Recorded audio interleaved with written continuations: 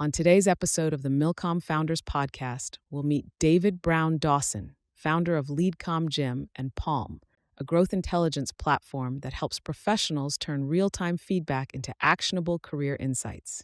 David brings a strong foundation in leadership development, having served as a civil engineer officer and air advisor in the U.S. Air Force for 5 years, leading multidisciplinary teams in training and advisory roles across African countries.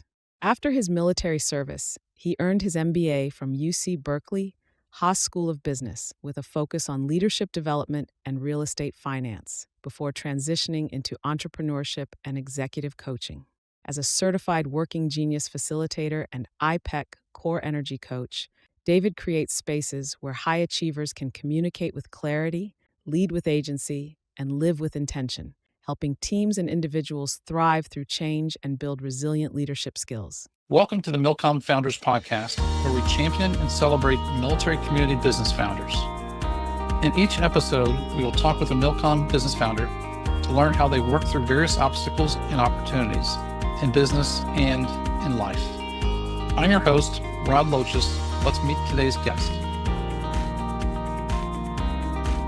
Welcome to the MilCom Founders Forum Podcast. I'm your host, Rod Loches. Each of our conversations is designed to champion and celebrate a military community founder while inspiring and educating the rest of our community. Today, we get to hear the inspiring story of David Brown-Dawson, an Air Force veteran. And he just got married, too. Very cool. David, welcome to the show. Thank you so much, Rod, for having me. It's an honor to be with you. Absolutely. Well, thank you for the time, and I look forward to learning with you today. David, who are you? Simple question, right? Simple, and I love this question. So I am a leader and a learner. I love starting there, and I can go a little bit deeper into that. I'm a brother, a son, as you mentioned, a husband, and man, I'm a Texan, a Californian. Texan and a Californian. Yeah, wow. Exactly. Wow. Yes. And then by heritage, I am Nigerian and Sierra Leonean. So just that is a little bit. And then I think the last, but for me, the most important is I'm a Christian. Fantastic. I appreciate you sharing all that. And how long have you been married now? 6 weeks. 6 weeks. And is your leader teaching you lots of new things? I mean, your wife? You know what? In this season, I am learning a lot about her, about myself, as we go on this journey together. That's fantastic. Congratulations. What's your wife's name? Her name is Oyinda. Oyinda. Fantastic. Yes. Yep. Okay. Very cool. So, we know just a little bit about you, but what inspires you? Why do you do the work that you do? Why are you a leader and a learner? Yeah, I'll start with the last question, and then I'll go back to what inspires me. The leader and the learner piece for me is a reminder that in any moment I can choose to lead. I can choose to use the gifts that I've been blessed with, the gifts that I've been given to positively impact others. And then the learner piece is to me, it goes along with being a leader, and that is I can adopt a beginner or growth mindset or a mindset that says I'm okay humbling myself enough to learn and to take on new information or see a new perspective in order to again help me better steward the gifts that I have and ultimately impact people. Fantastic. So that's the leader and the learner piece. What drives me? You know what? Part of it is the largest part is stewarding what I've been given. The reality is living it's a reminder that living in this country, being born, as I said, I'm a Texan by birth. Have probably spent the majority of my life has been spent in Texas, but the last, I'd say about a little over a decade has been in California. And I would say that living and being born in America has been a blessing. And so what does it look like to steward all the abilities, the ideas, the opportunities that I've been given? That's what drives me is being a good steward and ultimately using everything that I've been given for the good of others and the glory of God. Fantastic. That's beautiful. Thank you for sharing that. That's for sure. The you're a young man, you're 16, 17, 18 years old. When did you first start thinking about joining the military? Actually, around that time. So I remember this was before my senior year of high school, going to a Navy recruiter's office and just wanting to get a understanding of what it would take. And they're like, "Oh, take this test," and I was like, "Okay." And then I remember the recruiter, being like, "Oh, you scored great on this. You could be a nuclear engineer." And I was like, "That sounds wonderful. What does that entail?" And he was like, "You can spend, 6 to 12 months on a submarine." And I was like, 6 to 12 months, huh? Okay. And I think it was at that point that he knew he lost me. But that was it was in high school that I felt called to serve, and I wasn't sure at the time if it meant service in terms of community. So in high school, I was on my student council, student body president my senior year. So I wasn't sure if it meant that kind of service. It wasn't until college, after my freshman year of college, that it was clear for me that at least in the near term, that service would look like military service. Interesting. So you're in college and you decided that the Air Force, and was it ROTC was going to be your path? Yep. Fantastic. And that's as a Texas Tech Red Raiders. Yes. Got it. Very cool. So you go through ROTC, graduate and become a second lieutenant. What did you do in the Air Force? Yeah. So right before I answer that, if you don't mind, prior to going on active duty, I had like this window in between graduating, commissioning, and going on active duty. And I just want to name this because it was a transformative time in my life. Fantastic. I spent some time working for a congressman who's based out of Texas. He had previously been a pilot in Vietnam. He was a POW for about 5 years. His name was Congressman Sam Johnson. He's since passed away. But it was that experience prior to going on active duty that was one of those just incredible moments of getting to interact with somebody who had already served, who had sacrificed so much, and who had decided to continue serving in a different capacity. That then kind of helped me when I went on active duty to just kind of level set of, hey, this is an opportunity to serve, and what does it actually mean? And so my service started in Japan. So that was my first assignment in Okinawa. Wow. Okay. Well, thank you for taking that step back. That does help shape and understand a lot of what drives you. And something I haven't asked about yet is you're a man of strong faith. Where did that enter the picture? Was it always? Was it from day one? How did you become a Christian and a follower of Christ? Thank you for that question. I was raised in a Christian household. My dad, we grew up as what was referred to as like PKs, pastors' kids. My parents were Christians, very, very strong in their faith, and they raised us that way. That said, I think everybody, or I'll say my experience was, and a lot of people that I talked to, at a certain point, it has to go from being your parents or somebody else's faith to your own. And so I went through that. I'll say, admittedly, I think I went through it twice. I think I went through it in part in college, like really taking it on instead of it just being something that I did to because like in college, there aren't really people watching you, right? It's not like, oh, are you going to church? Are you reading the Bible? What are you doing? And so that was the first point. And then I would say even more so during my time in Okinawa when I was away from family, starting my career. That was another point where it felt like all of the comforts in terms of what I had known were stripped away, and I was able to truly go on the journey to build my faith for myself. That's wonderful. You're absolutely right about having to take responsibility for your own faith and your own journey. And I know that I came to my faith only in the past 10 years, and anyways, that's not the story. But I can completely relate to you in understanding that you got to make your faith your own, and how do you invest in that? How does it become your own journey, and not your parents and not anybody else's journey, but your own. And I would love for, I imagine the audience has heard your own story and things of that nature. And I just want to say, I appreciate you being willing to share your own story with me in other conversations. Yes, absolutely. For your journey. And you. Well, thank you. Thank you. As a young officer, you're out in Okinawa, right?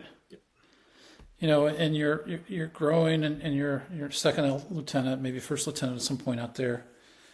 What are some of those things that you learned early on in charge of 30 airmen that shapes you to this day, that you learned and that infuses this throughout the rest of your life? What are some of those learning points you had? I love this question so much. I will say curiosity, humility, and a willingness to ask questions. And I can capture that with a story from really I think it was like my first or second week in Okinawa. And so one of my leaders came to me and they're like, "Hey, LTBD, you're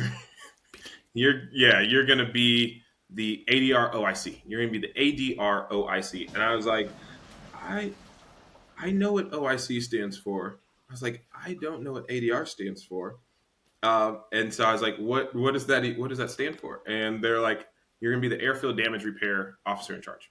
And I was like, okay. Which all that meant was that I was responsible for the team that would repair a runway in the case that it was destroyed, and get it operational so we could continue launching aircraft. And so I was like, okay, who is a subject matter expert on that? How do I learn about that? And so I think they gave me an AFI, or they gave me some guidance in terms of where to read. And then they gave me two names, two names of a couple of senior NCOs that I could talk to. And so they walked out. I hop on a phone call and I'm just like, "Hey," and I got to shout them out. At the time, Master Sergeant Holguin and Master Sergeant Carroll. And I remember just being on the phone and just saying, "Hey, I just got appointed this position. I don't know a whole lot about it. Do you have 30 minutes to just talk me through, get me smart on this?"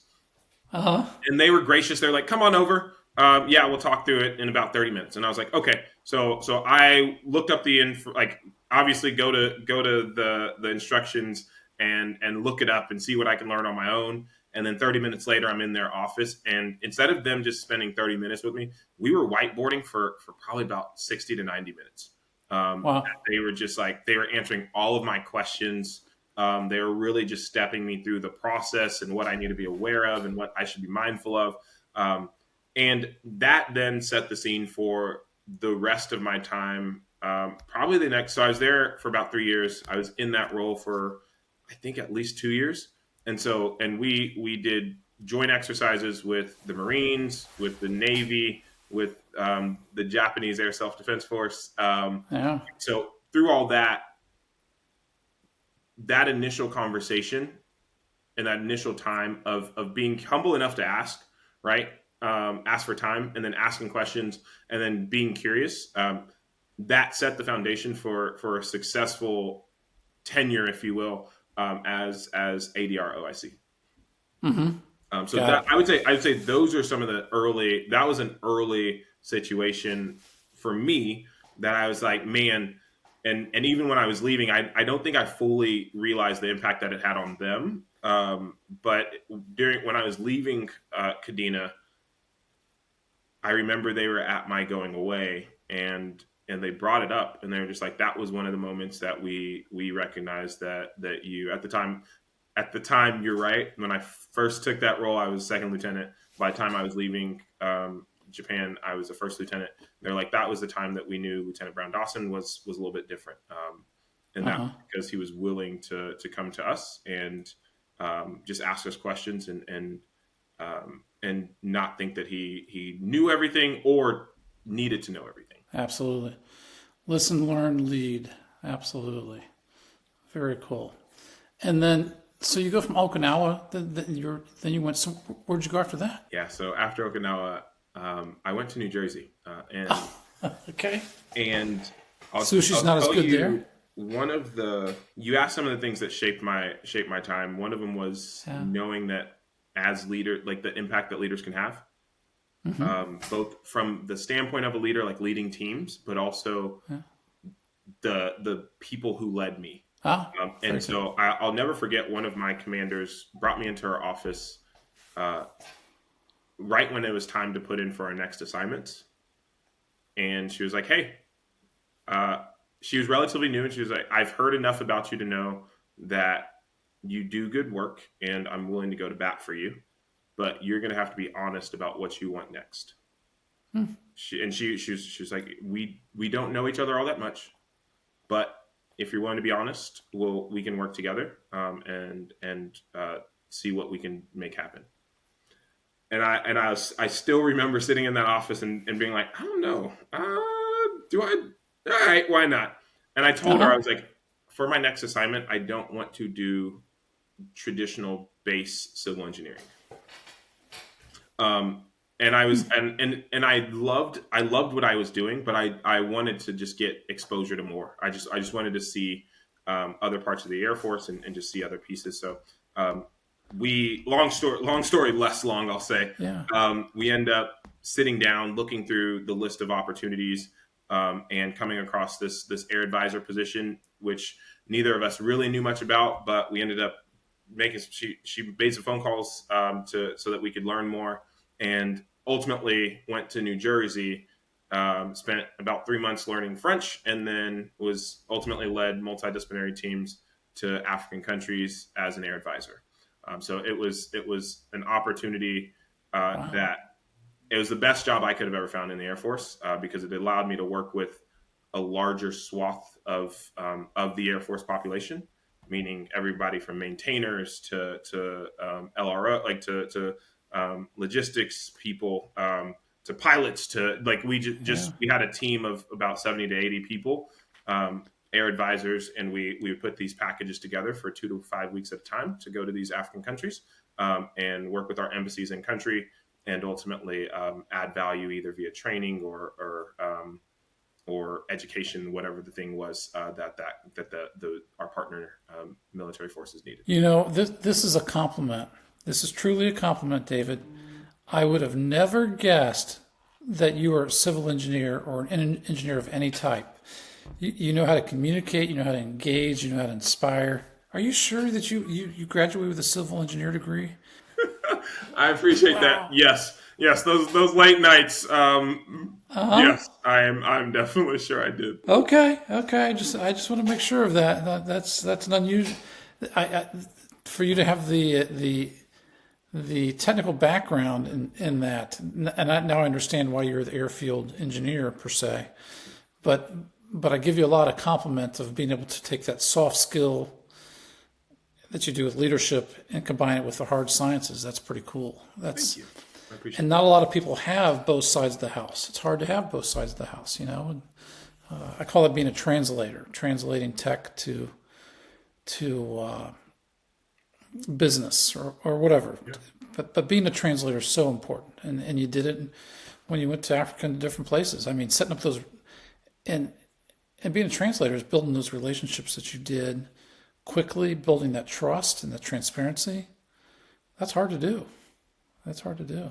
Thank you. So, absolutely. Now, you serve your time in the Air Force. For some reason, you decide there's something more outside the Air Force. What made you come to that conclusion? You had 2 good posts already. Why, at some point in time, did you decide that you were going to try something else? There's a 2-part answer to this. The first part is a conversation I had with the Air Force civil engineer while I was in Japan, and the second part was exposure. So the conversation I had at the time was, I asked him, "Sir, when did you know that you were going to serve a full 20 years? Like what did that look like?" And this was a year and a half, 2 years in. He'd come out to visit us in Japan, and he was like, he looked at me, smiled, and he was like, I'll let you know when I know. And he went on to kind of just explain, like, it wasn't that I had set up in my mind that I was for sure going to serve 20 years. But I just went from assignment to assignment, and I made the decision that, hey, I'm going to serve for a little bit longer in this assignment. I'm going to do the best that I can in the time that I'm in this role. And on the flip side of that, he was like, I had younger officers come, and I've had many come to me and say, I'm going to serve 20 years or 25 years. And then life happens, and a year later, they're like, hey, sir, I'm putting in my paperwork to leave. So he was like, don't put all that pressure on yourself to make the decision right now. Just take it assignment from assignment and make the decision. But before, like, while you're in, do the best that you can. And so I took that with me. And while being an air advisor, we got to, like, in addition to traveling to different countries, we just got to learn more about quite honestly, the business side and the decision making that goes into what countries we go to, and how we can support different teams and different leaders in different places. And all that then led me to say, as somebody who already loves leadership, who loves studying leaders and understanding the mindset, the decision making, I want to understand the language of business and the language of public policy. And those are the things that I admittedly wrote my business school essays around. It was how do I learn the language of business? How do I learn the language of public policy to be a more effective leader down the road? Fantastic. So the studying leadership, how does that look like to you? How do you go about doing that? Early on, it was who are leaders that I admire? Why do I admire them? And what specific traits or attributes do I actually admire of those leaders? And if I can get close to that leader or have a conversation with them, how did they build that trait? Like, how do they develop those skills? Now, it's something that that is still a framework that I use today, and especially even when I do some coaching and work with leaders or emerging new leaders and managers. I still use that framework. The admirable attributes is what I call it, and that is just, hey, what does it look like to identify, not just say, "Oh, I admire that person," but really go deep and say, what is it about that person that I admire, and actually pull those skill sets or those attributes so that you can build them in yourself, so that you can continue moving on your journey and becoming more of one of those leaders that you admire. So that's one piece. And another piece is, quite honestly, going to business school and being part of a couple of the classes that were core requirements at UC Berkeley's Haas School of Business were leadership communication.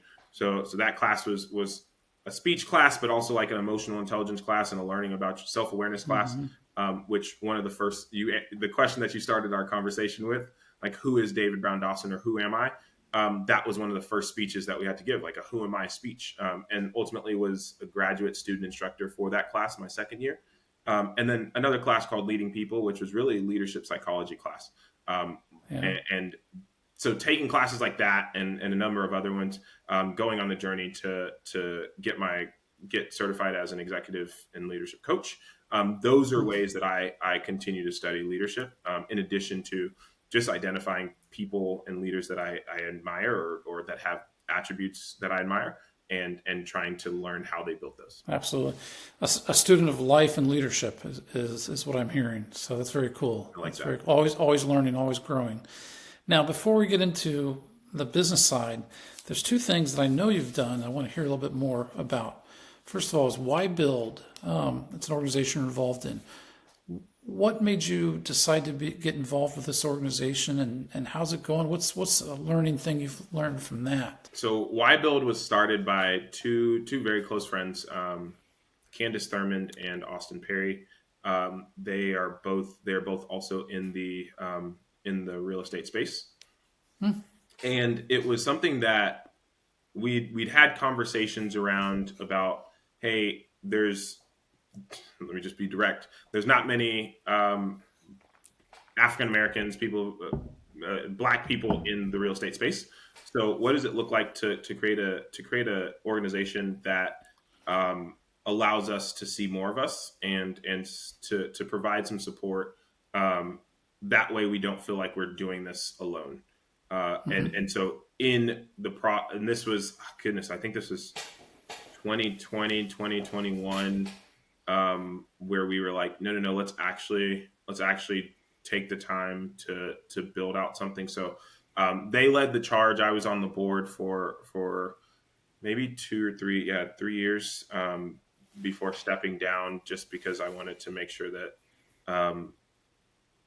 they had somebody who could commit full time or commit the band to commit the time and energy. And after, at that point, I think this was the end of last year, I was like, let me step back because I don't have that ability to commit in this season.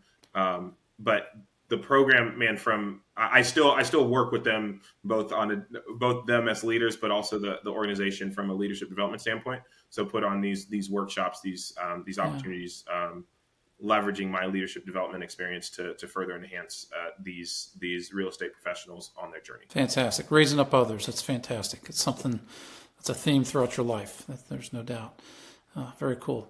So then you became an author. What and why? Why did you decide to take that challenge on? That's a great question. Why?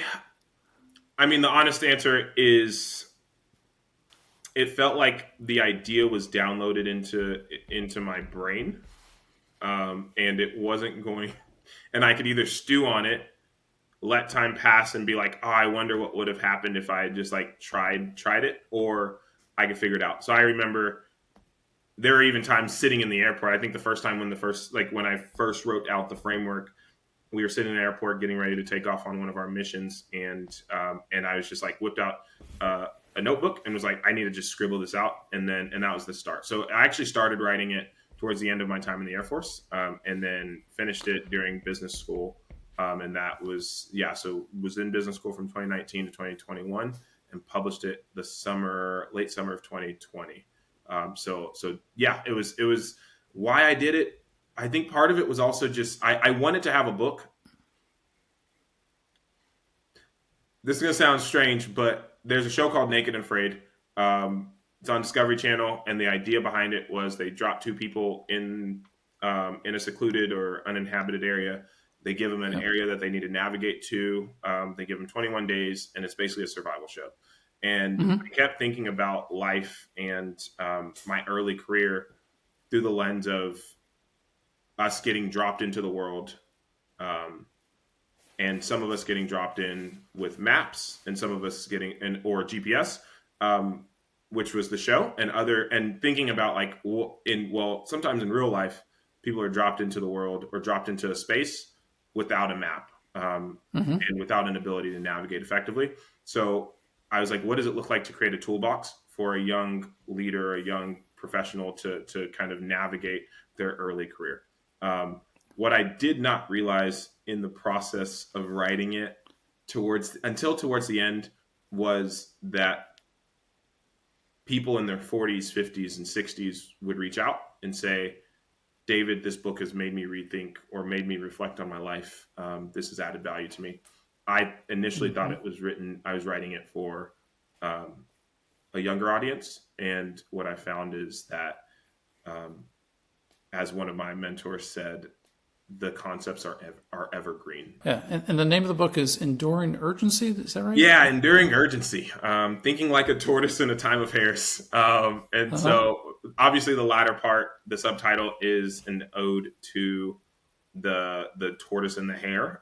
But really the idea was, the idea behind Enduring Urgency is, what is so important to you that you'd be willing to take consistent action over a period of time and despite setbacks to see it come to fruition. And so I'm the breakdown of it was building resilience, developing patience, and taking consistent focused action. This was before resilience became a buzzword. But I went really deep into learning how you could actually build resilience. And there are different platforms or organizations that I looked at, such as the Penn Resilience Program, certain programs that we have in the military at the time, or we had in the military at the time. And then, and then I'll also say it was also looking at who is the person that I see as the most effective and impactful person from my vantage point, and what did that person's life look like, and breaking it down. So that for me was Jesus. And so okay, I'm going to ask. Yeah, I'll go all the way there. That for me is Jesus Christ. And so it was like he was only on this earth for about 33 years. He was on this earth for a short period of time. Mm-hmm. And yet 2,000 years later, we're still talking about him, and he's still having an impact on people in a real way. And it was just like, what does it look like to live like him? And so if you read the book, there's maybe one place where you're like, oh, okay, this is who this is about, because I just recognize that there were principles that you can pull, even if you don't say that you're a Christian. There are still principles that you can pull from studying a life like his. But it was that piece of, man, he was patient, he was focused with his action, but he was very much so about his business. He didn't do everything, but he was very intentional with the time that he spent on this earth and the work that he did. It's thank you for sharing that. I know one time I was in a church meeting, and I shared with a group, I says, imagine how much better the world would be even if everybody didn't believe in Jesus Christ being the Savior of us. But if they acted in accordance with the Bible and within the accordance of his words, how much better the world would be. And about half my small group wanted to throw me out the window. The other half was like, whoa, that's interesting. But if we all acted like Jesus Christ, the world would be a better place. Oh, absolutely. There's just no doubt. Even if we didn't have the belief in our heart. But anyways. Hey, so now we get to talk about the even more fun part. You've taken all this massive experience, ideas, and insights, and you're building a business on it. Tell us about the business you're building with all this heart and compassion and learning that you've had. Yeah, so I will talk about Palm, but it's hard for me to talk about Palm before talking a little bit about LeadComm Gym. So LeadComm Gym is Leadership Communication Gym, and the idea there was, what does it look like to provide a space that people can come to and build their what we call leader fitness, but their ability to lead and communicate effectively. And so we built this leadership development. So there's workshops, there's programs of that nature that we do. But it was in doing those and working with leaders and teams, both from a workshop standpoint, but also from a coaching and consulting standpoint, that I kept seeing this disconnect between leaders and the people they were leading. And so Palm is a way for leaders to know, grow, and keep their best people.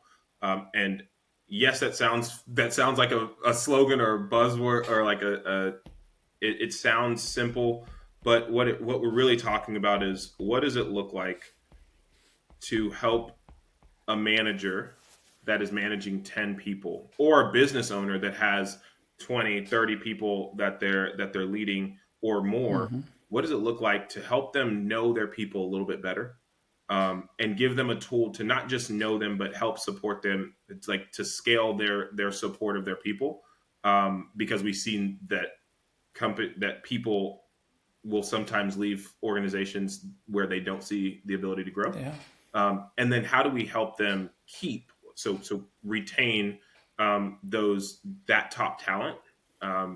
Both for the organization, yes, right? The bottom line, it's easier to keep somebody and just invest in them than go out and look for somebody else. But also for that individual, like, how do we help them continue growing within that organization?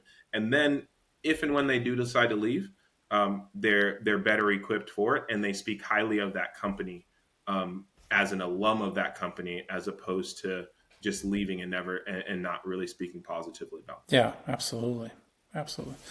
So then you go from LeadComm Gym to this tool. Yeah. So it was that journey of LeadComm Gym first, but through the conversations, taking all those insights and being like, okay, what does it look like to do this at scale and do this via a technology platform, and have something that, as with many platforms, using intentionally leveraging AI to extend and enhance a leader's effectiveness.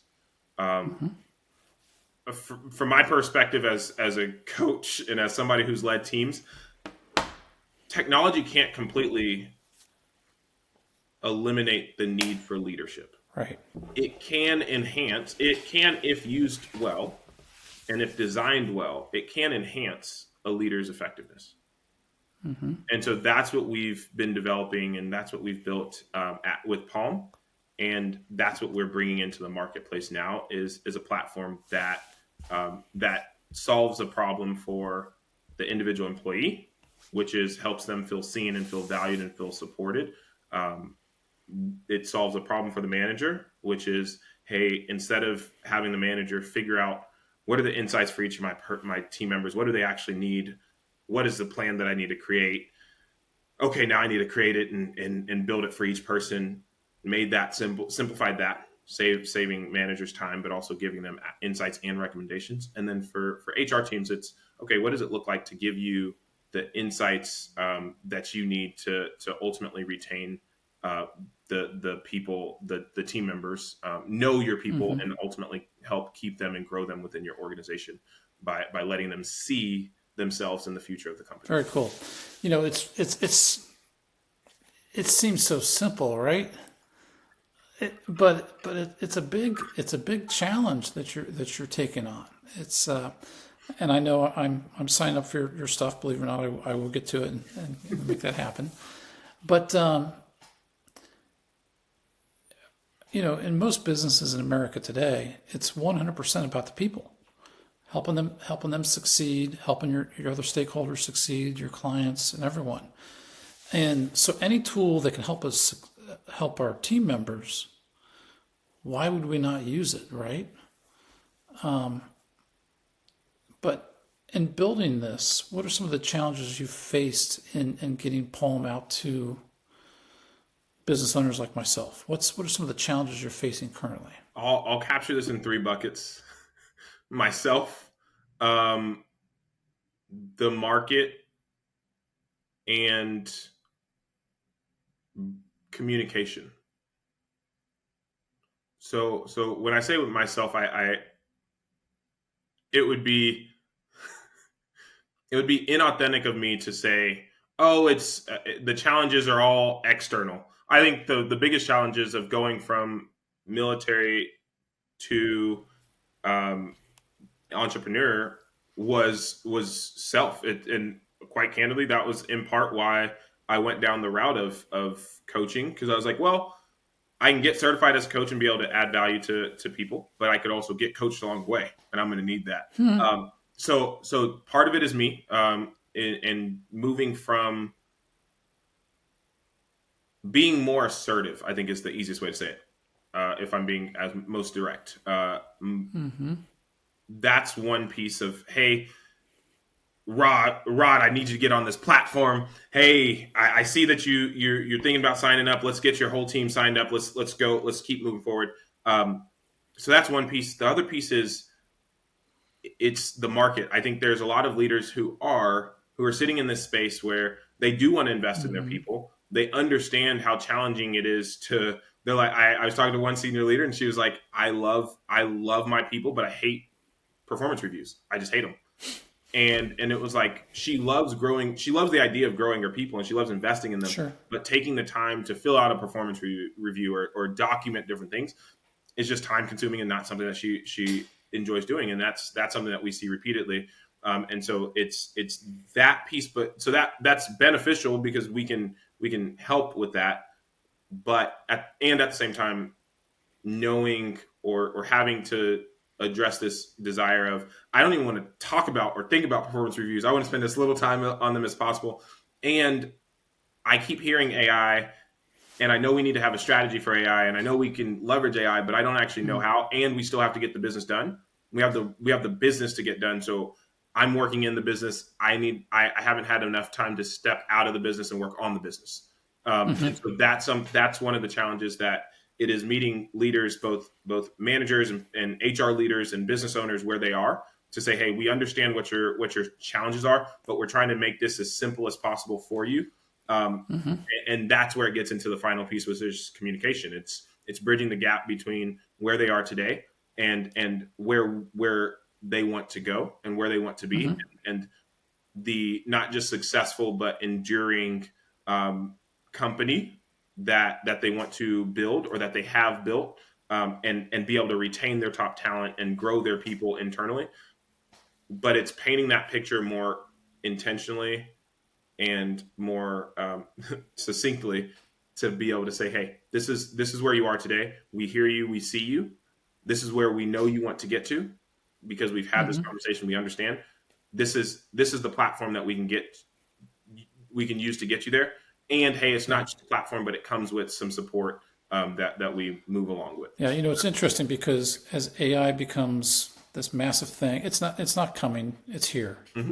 It's here, and yet, I think it makes those relationships that we have with our team members even more important, more valuable, more critical, and we have to help our team members succeed within our company or even beyond our company if that's right for that person. And I don't think there's another way to look at human resources today other than we need to invest in them, empower them, and help them grow. And if we're not doing that, what the heck are we doing, right? You make a really good point. And in the short term, it's like you can get away with not focusing on the people and saying, hey, we're just going to focus on performance or metrics. But I remember a leader in the military would be like, yeah, we're all about mission first, but people always.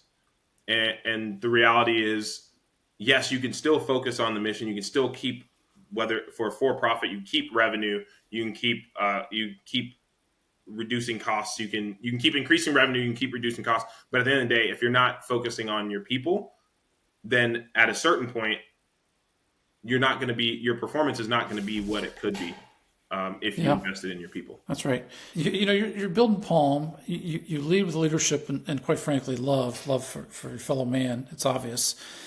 But what have you learned from your time in the Air Force that you use time and again to help you build and raise other people up? What are some of those components that you've learned that's with you every day? That at the end of the day, no matter what somebody's role or responsibilities or title is, they're people first. And that's what I learned. I learned that in the Air Force from having conversations with senior NCOs or senior leaders, senior NCOs or senior enlisted and senior officer who are leaders in their own spaces, knowing that at the end of the day, they're still people. And why that's important now is whether somebody's a CEO and has a big business or is a vice president or something like that in a large organization. It's just at the end of the day that they're people, and so oftentimes reaching out is something that on one side of me I'm like, I don't want to be a bother, but on the other side it's like no, I think this platform that we're building could add value, and it's asking questions and it's learning from them and seeing if the platform can indeed meet the needs that they have as we're talking. Mm-hmm. Got it. Absolutely. Well, I know our time grows short, but I got a couple more questions if you're okay. Let's go for it. All right. So what's the next opportunity or challenge that you're working on within Palm? What's that next thing? Yeah, it's really intentional growth. So part of it is we're in this pilot phase where we're bringing on companies, I'll say in three main sectors.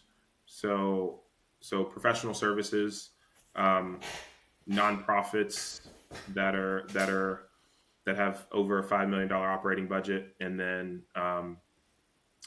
even the construction space as well.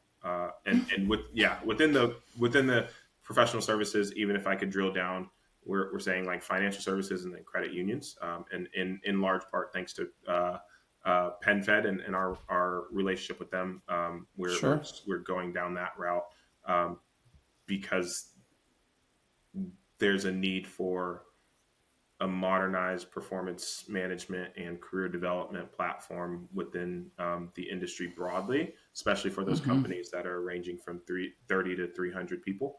So that's really the size of company that we're looking at, those SMBs and then the mid-market. And so that's the space that we're in right now as pilots. And then I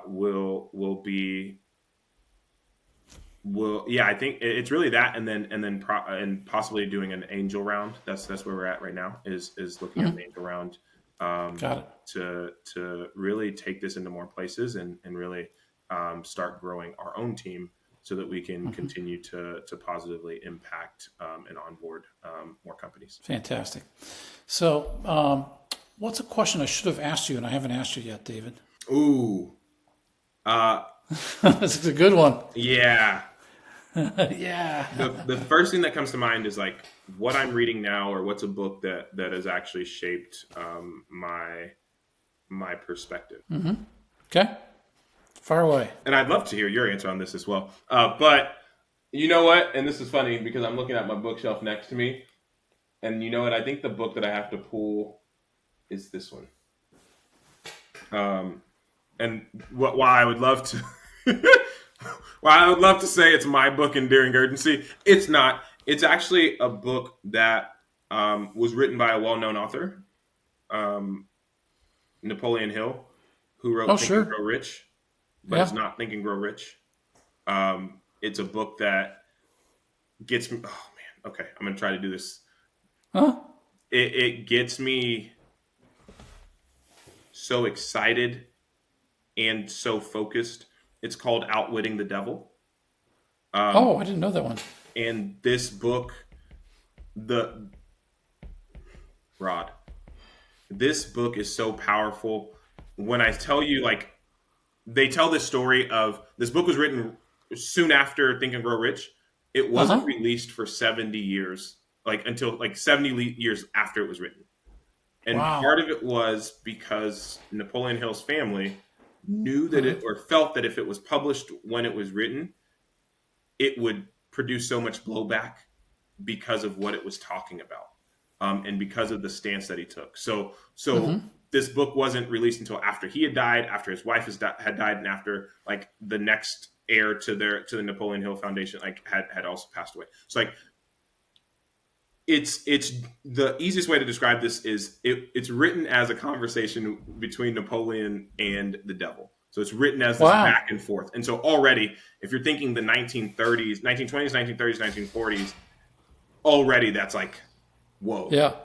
And then you have some of the undertone. He talks about who are the people that you have the largest impact on? Who are the people that escape your grasp? And this is Napoleon talking to the devil, right? In this conversation. And so he lists these attributes of people that are more susceptible to the devil's influence, and these attributes that people who are less susceptible. And he just paints a very vivid description. And it's a book that I come back to because one of the ideas that he talks about is this idea of drifting, and this idea that a lot of people are drifting through life.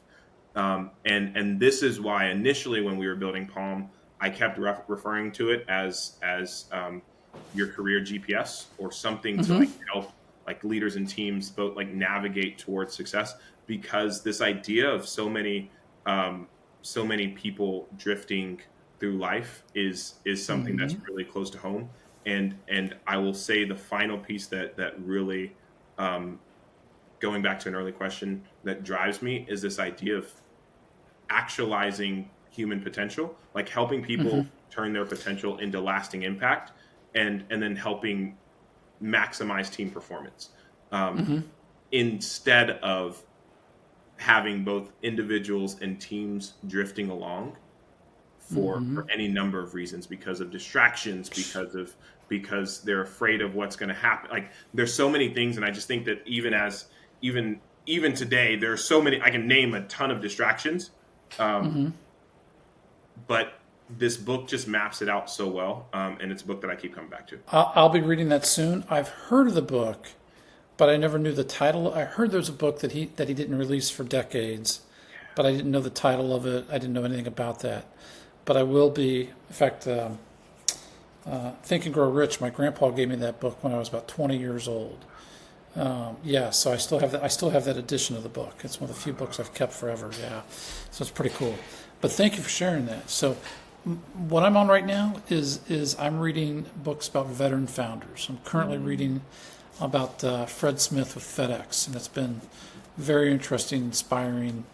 Talking about the major pivots he's made, he had to make, and there are no overnight success. There just isn't. Not Walmart, not FedEx, not Palm, not One Degree.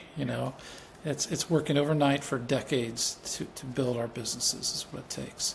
So, well, hey, I want to say thank you so much, David, for helping me learn and grow. I appreciate it. I appreciate the way that you listen and learn and lead. That's for sure.